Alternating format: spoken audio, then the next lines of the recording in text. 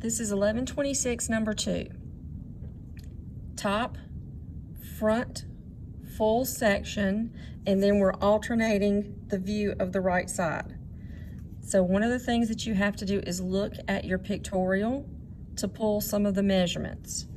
So some of these measurements that you need to know, this distance from here to here is going to be the height of the part. So that's going to be 1 9/16. You're looking at the part from the end, okay? So this distance right here, that is that 1 3/16. That is 1 3/16. Now, when you construct this, 2 5/8 is your diameter of this circle. 2 5/8 is the diameter of that circle. You've got to look at your pictorial. You have a keyway. You have a keyway. So we've gone over how to draw a keyway.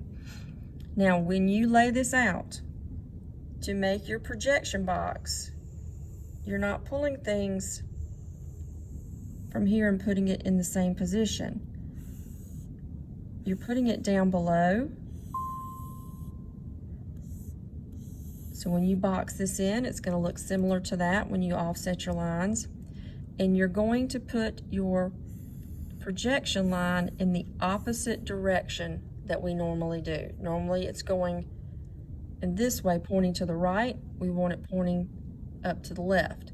So that way you can pull things over and they will project in the right spot. Okay, so pay attention to your measurements.